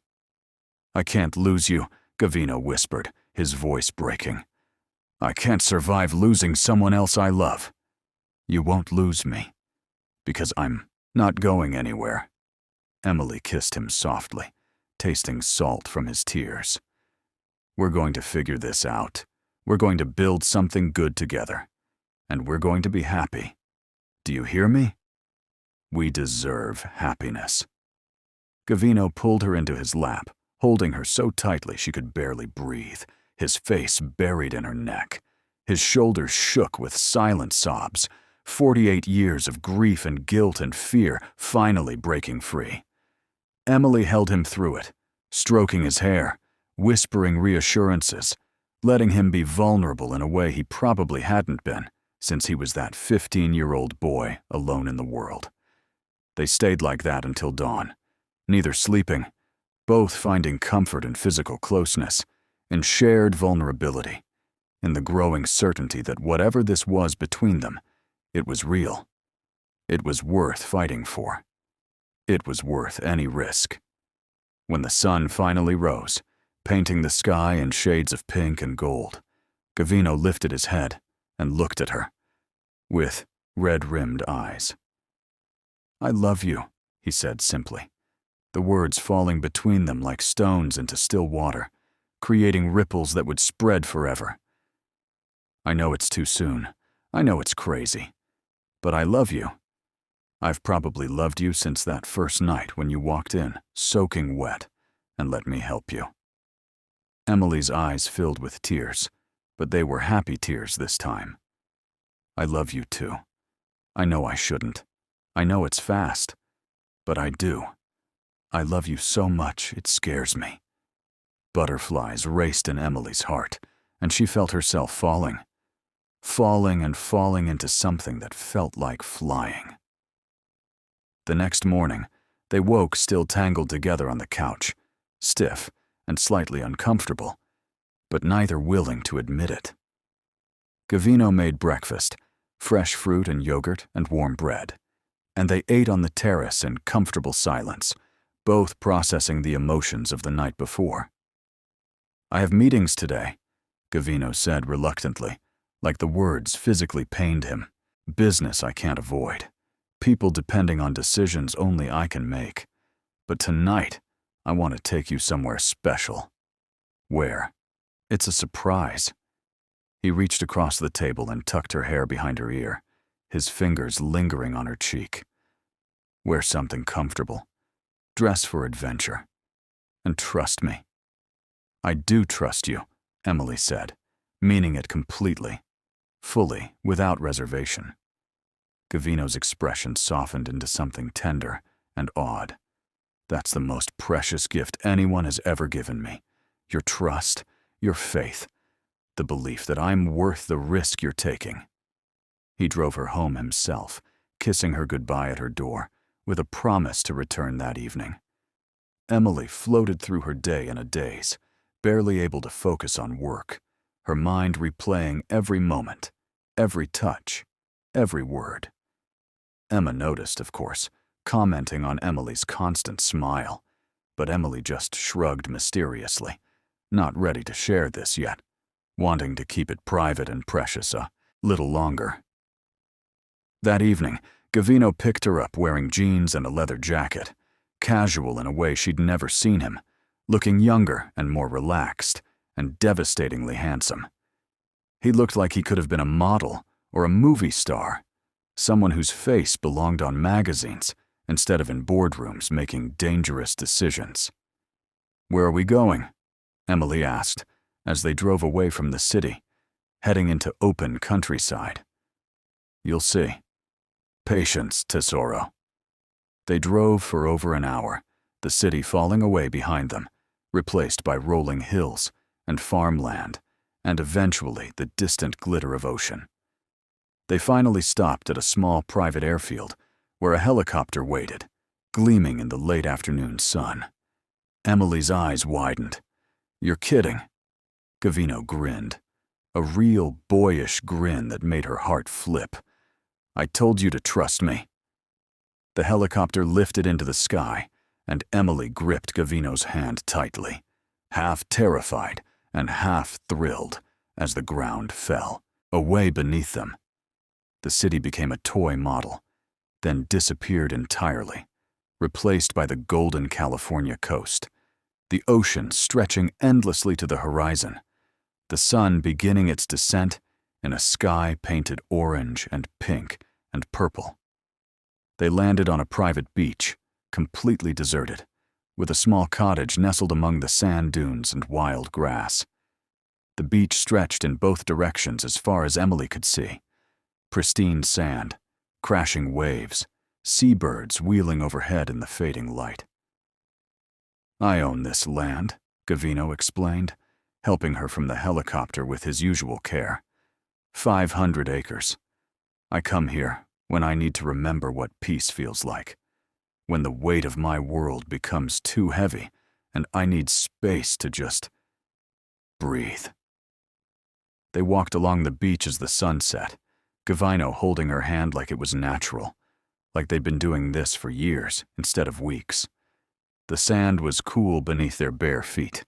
They'd left their shoes in the helicopter, and the ocean breeze carried the salt spray smell of deep water and possibility. "My father brought me to a beach like this once," Gavino said quietly, his voice nearly lost in the sound of waves. "Before he died, I was maybe 13. He told me that no matter how powerful I became, I should never forget what it felt like to be small, to stand before the ocean and remember that I'm just one person in a vast world. That power is temporary, but the ocean is eternal." "That's beautiful," Emily said, squeezing his hand. He was a complicated man, violent when he needed to be, ruthless in business, feared by enemies. But he loved me in his way. He loved my mother completely, my sister fiercely. Gavino stopped walking and turned to face the ocean, pulling Emily in front of him and wrapping his arms around her from behind. I want to love better than he did. I want to love without conditions, without violence, without the need to control everything. I want to love with generosity and trust. Emily leaned back against his chest, feeling the solid warmth of him, the steady beat of his heart against her back. "You already do," she whispered. "With me, you already do." Gavino pressed his face into her hair, breathing deeply. "I'm falling in love with you more every moment. I've been trying to fight it, trying to maintain some distance, some control. But I can't anymore. When I look at you, all my carefully constructed walls just crumble. And I don't care. I don't want them back." Emily turned in his arms to face him, the dying light painting his face in shades of gold and shadow. "I love you too. I know it's fast. I know it's crazy. I know we barely know each other. But it feels like I've known you forever. Like I was waiting for you my whole life without realizing it." Gavino planted a soft kiss on her cheek as the sun disappeared and the stars began to emerge. The world fell away until there was only them, only this, only the sound of the ocean and the pounding of their hearts, and the certainty that this was right, this was real, this was worth any risk.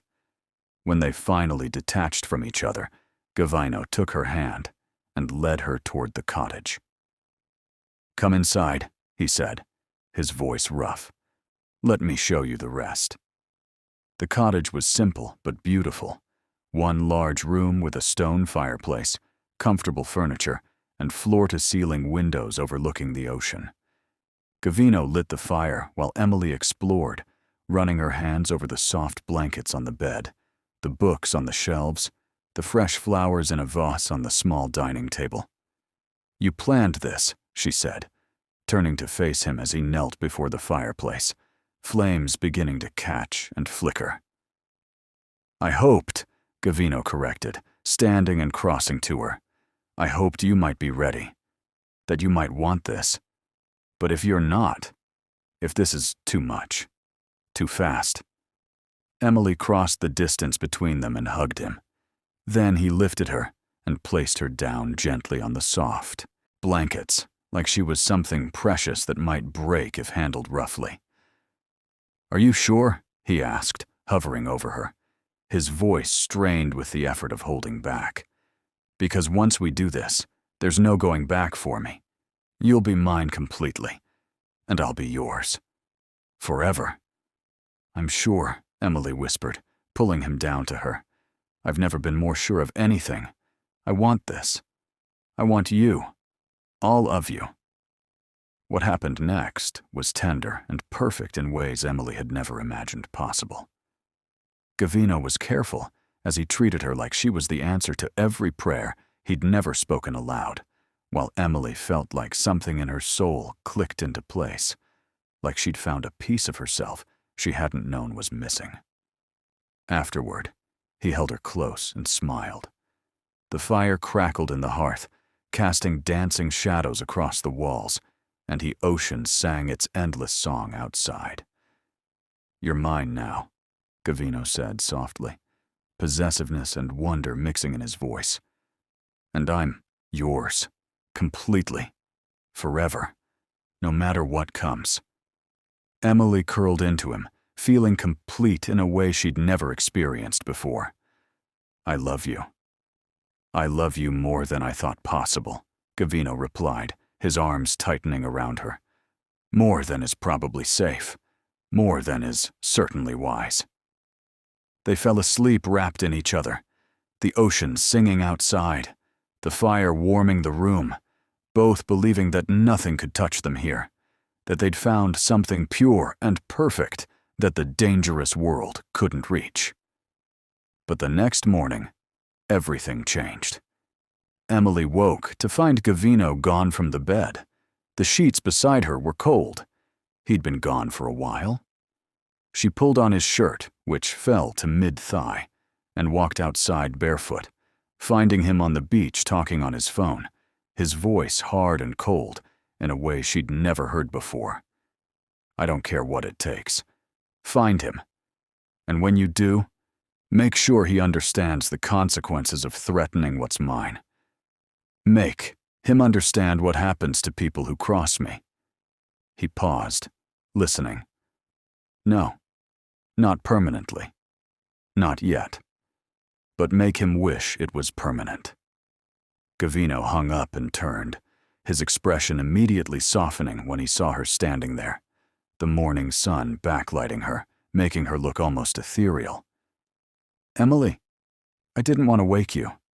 "What's wrong?" she asked, her stomach knotting with sudden fear, with the realization that she'd just stepped fully into his dangerous world.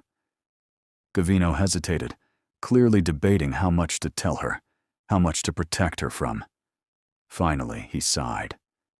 "Someone took photos of us at the charity event. They're threatening to release them to the media along with information about me that could be damaging." "What kind of information?" "The kind that confirms suspicions people have had about my business dealings for years. The kind that links me to organizations and activities that would interest law enforcement. The kind that could destroy everything I've built." Gavino ran a hand through his hair, agitation clear in every movement. "But that's not what concerns me most." "Then what does?" "Being seen with you makes you a target," Gavino said, crossing to her and gripping her shoulders. "It tells my enemies that you matter to me, that you're someone they can use to hurt me. And I can't." His voice broke. "I can't let anything happen to you. I won't survive it." Emily's chest squeezed with fear, but also with determination.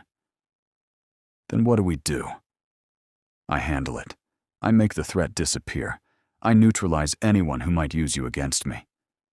Gavino's eyes were distant, already planning strategies, calculating risks. "And you?" He closed his eyes, pain etching deep lines in his face. "You stay safe, even if that means staying away from me." Emily's heart stopped, and the world seemed to tilt on its axis. "You're pushing me away." "I'm protecting you," Gavino said desperately, his hands tightening on her shoulders, almost painfully. "Don't you understand? Everyone who gets close to me becomes a target. My enemies will use you to hurt me. They'll threaten you, kidnap you, hurt you, destroy you just to watch me suffer, just to bring me to my knees." "I don't care," Emily said, her voice shaking with emotion. "I'm not leaving you because things got difficult. I'm not running at the first sign of danger." "This isn't difficult, Emily. This is deadly." Gavino's voice rose, frustration and fear warring in his expression. "I've lived this life for 40 years. I know how it works. I know what they'll do to you. I've seen it happen to people who mattered far less to me than you do." "Then protect me," Emily shot back. "You said that's what you do. You said my safety was your responsibility. So take that responsibility seriously and keep me safe instead of pushing me away." "And I'm taking that responsibility seriously by keeping you away from the danger." Gavino pulled her close, pressing his forehead to hers, his breathing ragged. "Even if it kills me to let you go, even if living without you feels impossible." Emily pushed away from him, anger rising through her fear, like lava through rock. "So last night meant nothing? Everything you said, everything we did, that was all a lie?" "Last night meant everything," Gavino said, his voice breaking completely. "That's exactly why I have to do this. I love you too much to watch you get hurt because of me. Too much to let my dangerous world destroy you." "That's not your choice to make," Emily said, tears streaming down her face now, hot and angry and heartbroken. "I'm not a child. I'm not some helpless thing that needs you to make decisions for me. I can decide for myself what risks I'm willing to take." "Not this risk," Gavino said firmly, his own tears finally falling. "Not with your life. I won't gamble with your safety. I won't take that chance." They stood there, facing each other on the beach, both crying now, both torn between love and fear, both wanting opposite things. Him wanting her safe even if it meant losing her wanting them together even if it meant danger.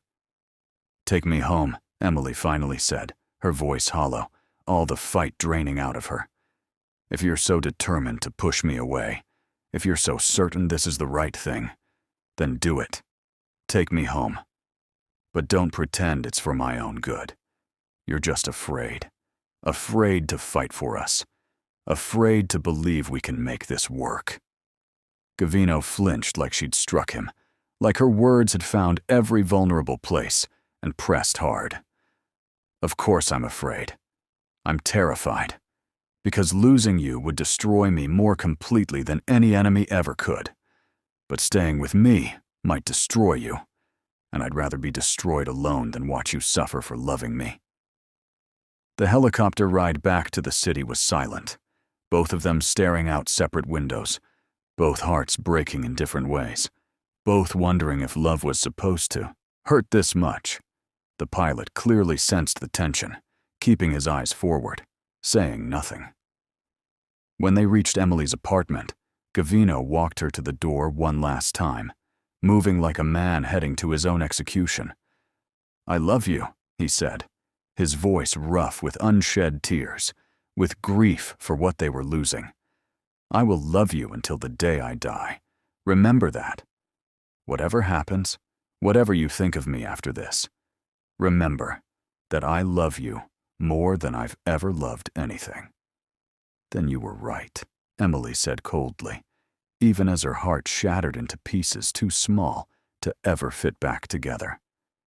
"You're not a good man, because a good man would fight for the person he loves, not run away when things got hard, not choose fear over love."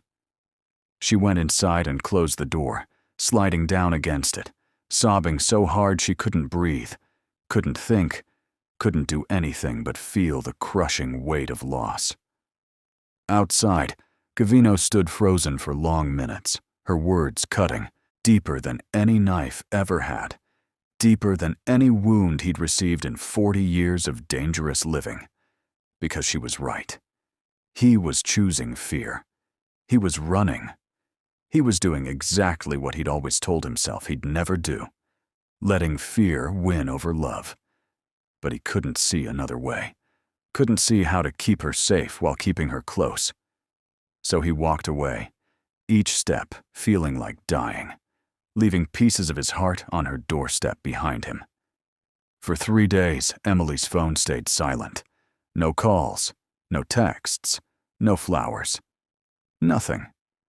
Gavino was gone from her life as completely as if he'd never existed, leaving only the memory of what they'd had and the ghost of what they might have been. Emily went to work like a zombie, moving through her days on autopilot.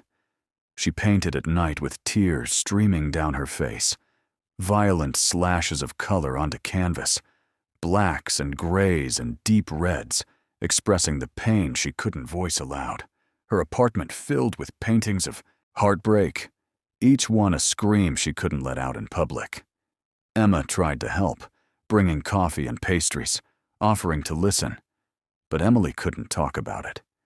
Couldn't explain that she'd fallen completely in love with a dangerous man in 3 weeks, and he'd broken her heart to keep her safe. It sounded crazy, even in her own head. On the 4th day, Derek showed up at the gallery. Emily looked up from her computer to find him standing in the doorway, looking genuinely apologetic for maybe the first time in his life. He'd lost weight, had circles under his eyes, looked like he'd been sleeping as poorly as she had. "Emily, please," he said, taking a step inside. "Can we talk? Just for 5 minutes?" "There's nothing to talk about," Emily said flatly, her voice empty of emotion. She had none left to give him. "I made a mistake, a huge, terrible mistake. Maya meant nothing. She means nothing. You're the one I love, the one I want, the one I can't live without. He stepped closer, his expression pleading. Please give me another chance. Let me prove I can be better. Let me show you I've changed. Emily looked at him, this man she'd thought she loved, who now seemed like a stranger, like someone from a different lifetime. She felt nothing looking at him. No anger, no residual love, just emptiness. No, she said simply. Why? Because of that old man you've been seeing? Derek's expression turned ugly, revealing the petty jealousy underneath the apology. Come on, Emily. He's what, 60? 70? What could he possibly offer you that I can't? He's probably using you. Guys like that always do. Rich, older men using young women, and then discarding them when they get bored. He offers me everything you never could, Emily said quietly, her voice gaining strength, even as tears threatened. Respect, protection, real love. He treats me like I'm precious, like I matter, like my happiness is important. You never did any of that. He's using you. Derek spat, all pretense of apology gone now. Guys like that always do. Rich, powerful men don't actually care about the young women they date. They just want arm candy and someone to show off. He'll get bored and move on to the next pretty young thing, and you'll be left with nothing. Get out, Emily said, her voice shaking with rage that felt good after days of numbness. Get out, and don't ever come back. Don't call. Don't text. Don't show up at my work. We're done. We've been done since the moment I walked in on you with Maya. Derek opened his mouth to argue, then seemed to think better of it. He left, slamming the door hard enough to rattle the paintings on the walls. Emma appeared moments later, eyes wide. Are you okay? No, Emily said honestly. But I will be. Eventually. That night, she couldn't sleep. She kept replaying conversations with Gavino, wishing she'd said something different, wishing she'd fought harder to make him see that she wasn't afraid of his world. That love was worth the risk. She kept reaching for her phone to call him, then stopping herself because what was the point? He'd made his decision. He'd chosen to protect her over keeping her, and she had to respect that, even if it was destroying her. At 2 a.m, she gave up on sleep and went to her studio, the small spare bedroom where she painted. She pulled out a fresh canvas, not thinking, just feeling, letting her hands move across the surface in broad strokes of midnight blue and silver and deep purple. Hours passed in a blur. The sun began to rise, painting the sky in shades of pink and gold. And slowly, an image emerged from the chaos of color. Gavino's face, rendered in shadows and light and memory, his eyes holding all the sadness and love she'd seen in them that last morning on the beach. She was still painting, tears streaming down her face, when her phone rang. But it wasn't Gavino. It was a number she didn't recognize. Hello, she answered, cautiously, wiping her eyes with the back of her hand, leaving a streak of paint across her cheek. Miss Hayes. The voice was unfamiliar, cold, male, with an accent she couldn't place. Vaguely Eastern European, maybe. You don't know me, but I know you. I know you've been seeing Gavino Dante. I know he cares about you very much. I know he pushed you away to keep you safe. Touching, really. Emily's blood ran cold, her heart stopping in her chest. Who is this? Someone who wants to send Gavino a message. Someone who wants him to understand that he can't just walk away from his obligations. Someone who knows that hurting the people he loves is the only way to hurt him. The man's voice was casual, conversational, which made it even more terrifying. And you, my dear, are going to deliver that message for me. You'll hear from me again soon, very soon. And when you do, You'll do exactly what I say, or Gavino Dante will watch you die, slowly, painfully, while he's helpless to stop it. The line went dead. Emily stood frozen, the phone still pressed to her ear, terror flooding her system like ice water through her veins. She couldn't breathe, couldn't think, couldn't do anything but stand there and shake. Gavino had been right. Being with him had made her a target. His world had found her anyway, despite his efforts to push her away, despite the distance he'd created between them. The danger he'd feared had come for her regardless. But instead of running, instead of hiding, instead of calling the police who probably couldn't help anyway, Emily felt something else rise in her chest alongside the terror. Determination. Anger. The certainty that she wasn't going to let whoever this was use her to hurt Gavino. She wasn't going to be a passive victim. She wasn't going to let fear win. She grabbed her keys with shaking hands and ran for her car. Emily drove to Gavino's estate with her hands shaking on the wheel, adrenaline and fear making her entire body tremble. The gates were closed when she arrived, imposing iron barriers that suddenly looked more like prison walls than protection. She pressed the intercom button repeatedly, urgently, until a familiar voice answered. "Miss Hayes?" It was Marco, one of Gavino's security team. His voice sounded surprised, concerned. "Mr. Dante isn't expecting. I need to see him now. It's urgent. Someone called me."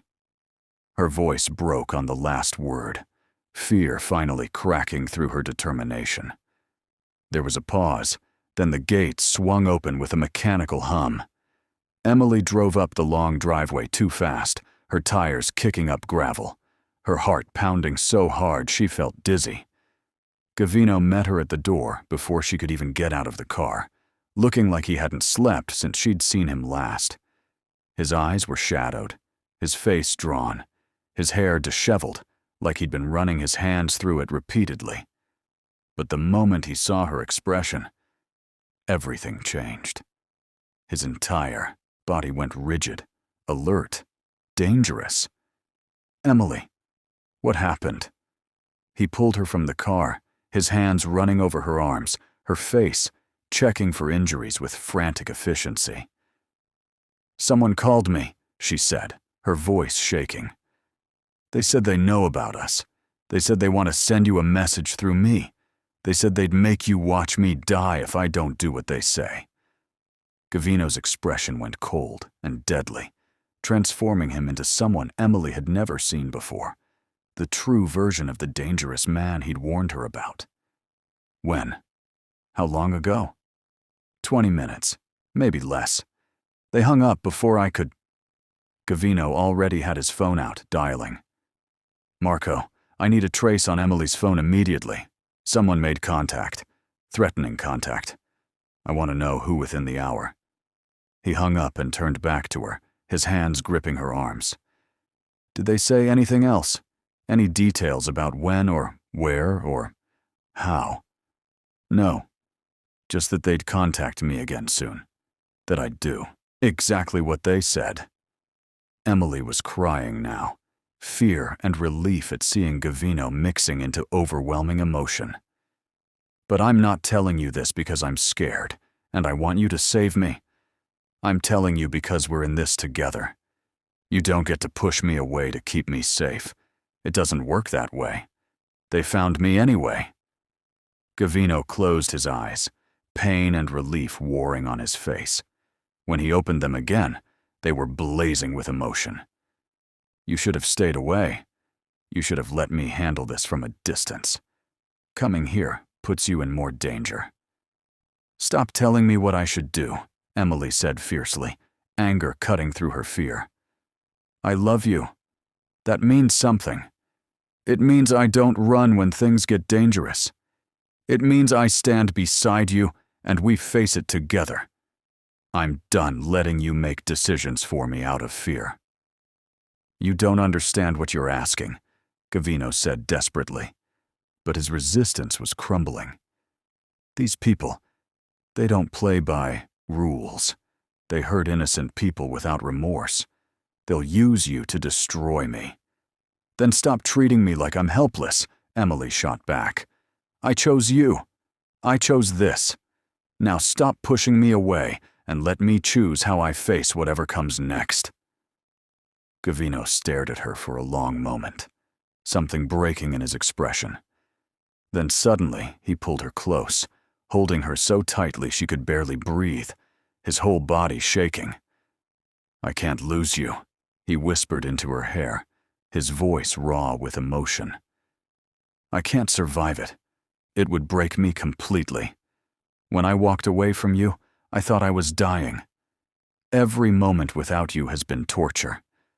"Then don't push me away," Emily said, her arms wrapping around him just as tightly. "Keep me close. Protect me if you must. But don't make me leave. Don't make me face this alone." Gavino pulled back, framing her face with his hands, his eyes searching hers. "If you stay, you follow my rules. No arguments, no independence. You don't go anywhere alone. You tell me where you are at all times. You let my people watch over you constantly." "Okay," Emily agreed without hesitation. "I mean it, Emily. This isn't negotiable. Your safety comes before everything. Before your work, before your freedom, before my own comfort. Everything." "I understand. I agree. Just don't send me away again." Gavino kissed her then, desperate and claiming and full of relief, like a drowning man finally reaching air. When they pulled apart, his eyes were wet with tears he didn't bother hiding. "You're the bravest person I've ever met," he said hoarsely, "and the most stubborn. And I love you more than I have words to express." "I learned from the best," Emily said, managing a small smile despite her fear. Gavino's phone rang. He answered it immediately, his expression hardening as he listened. "Find him. I want him brought to me alive. I want to look him in the eyes before I decide what happens next." He hung up and looked at Emily. They traced the call. It came from Andrew, that man from the charity event. "Andrew?" Emily's eyes widened. "But I thought I'd handled him too. Clearly I underestimated his desperation." Gavino's jaw clenched with barely controlled rage. He's been a problem for years. Always pushing boundaries, always trying to take what's mine. This ends now. Permanently. What are you going to do? What I should have done long ago. Remove the threat completely. Gavino's eyes were cold now, showing the ruthless man who'd survived decades in a brutal world. "But first, I need to make sure you're protected." Within the hour, Gavino had mobilized his entire organization. Security personnel arrived to sweep Emily's apartment for listening devices or tracking equipment. Her belongings were packed and moved to Gavino's estate. A team was assigned to watch the gallery 24 hours a day.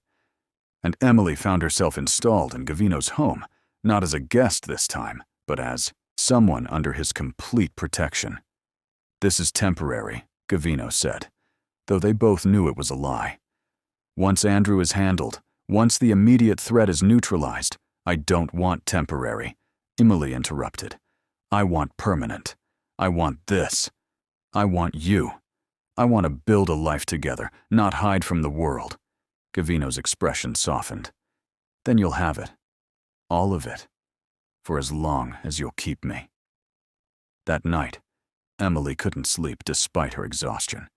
Too much adrenaline, too much fear, too much relief at being back with Gavino. She wandered through his house, finally ending up in his library where she knew she'd find him. He was sitting in one of the leather chairs, staring into space, a glass of whiskey untouched on the table beside him. When he saw her, he opened his arms without a word, and Emily climbed into his lap, curling against his chest. "What happens now?" she asked quietly. "Now I end this. Tomorrow, I'm meeting with Andrew. He thinks threatening you will make me weak, make me negotiate." Gavino's voice was cold, controlled. He's about to learn exactly how wrong he is. Threatening you doesn't make me weak. It makes me lethal. I want to come with you. Absolutely not. Gavino. No, he said firmly, brooking no argument. This is not negotiable. You stay here, where you're safe, where my people can protect you. I go alone. This is my world, my fight. You don't need to see this side of me. Emily wanted to argue, but the look in his eyes stopped her. This was the line he wouldn't cross, letting her witness violence, letting her see him do whatever terrible things he was planning. Part of her appreciated the protection of her innocence. Part of her hated being excluded. Promise me you'll come back, she whispered instead. Gavino's expression softened. I promise. I've survived worse than Andrew, and now I have something worth living for. That makes me more dangerous than I've ever been. They fell, asleep in the chair together, wrapped in each other's arms, both pretending they weren't terrified of what morning would bring. The next day, Gavino left early. Emily woke to find him gone, but there was a note on the pillow beside her, written in his careful hand. I will always come back to you. Wait for me. Trust me. Love me. The hours crawled by with agonizing slowness. Emily tried to paint, tried to read, tried to do anything to occupy her mind. But all she could think about was Gavino, facing danger alone, doing whatever terrible things he needed to do to keep them safe. Maria arrived at noon, the older woman who'd worked for Gavino for 20 years, who'd told Emily stories about him. She made lunch and kept Emily company, clearly assigned to distract and comfort. He'll be fine, Maria said confidently, as if she'd seen this dozens of times before. Mr. Dante always comes home. Always. He's too stubborn to let anyone beat him. Late afternoon finally brought the sound of Gavino's car in the driveway. Emily ran to meet him, relief flooding through her when she saw he was unharmed. No visible injuries, no blood, just exhaustion evident in every line of his body. He caught her in his arms, holding her tight. It's handled. Andrew won't be a problem anymore. Neither will anyone else who thinks threatening you is a viable strategy. Emily didn't ask for details. Some things were better left unknown. She just held him, grateful he'd kept his promise to come back. That evening, Gavino cooked dinner while Emily watched, both of them needing the normalcy of domestic routine after the tension of recent days. As he stirred sauce on the stove, he spoke without looking at her. I've been thinking about what happens next, about how we move forward, about what kind of life we can build together. Emily's stomach nodded. What do you mean? I mean that I can't keep living in two worlds, the one where I'm Gavino Dante, feared and powerful, and the one where I'm just a man who wants to love you without complications. He turned to face her. Something has to change. I have to change. What are you saying? I'm saying I want to step back from my old life, not completely. I have responsibilities, people who depend on me, obligations I can't just abandon. But I want to shift my focus, build something legitimate, something clean, something I'm not ashamed to share with you. Gavino crossed to her, taking her hands. I've spent 40 years building an empire on fear and power. Maybe it's time to build something better, a life actually worth living. Emily's eyes filled with tears. You'd do that? Give up your power? Change everything? Power means nothing if I can't share my life with you openly, honestly, without fear. Gavino squeezed her hands. You're worth more than any empire, more than any amount of money or influence. You're worth everything. I don't want you to give up who you are for me, Emily protested. I'm not giving up anything, Gavino said firmly. I'm choosing what matters. And you matter more than anything else ever has, more than anything else ever will. They held each other in the kitchen, sauce simmering forgotten on the stove, both understanding that this was a turning point, the moment where everything changed, where fear finally lost to love, where they chose each other completely despite every logical reason not to. "We're going to make this work," Emily said with certainty. "We're going to build something beautiful together. Something real and lasting and worth all the pain it took to find each other." "Yes," Gavino agreed, his voice thick with emotion. "We are. And I'll spend the rest of my life making sure you never regret choosing me." Outside, the sun was setting, painting the sky in shades of gold and pink. Inside Gavino's kitchen, two people who should never have worked together held each other and believed in impossible things. In happy endings. In love, conquering fear. In building futures from broken pasts. Together. Sometimes the most beautiful love stories are the ones that teach us we're never too broken to be loved, never too scared to try again, and never too different to find our perfect match. Gavino and Emily showed us that real love isn't about perfect timing or logical sense. It's about two people choosing each other every single day, even when the world tells them they're wrong. If this story touched your heart, please like, share, and subscribe so we can bring you more stories about love that heals, transforms, and conquers everything in its path.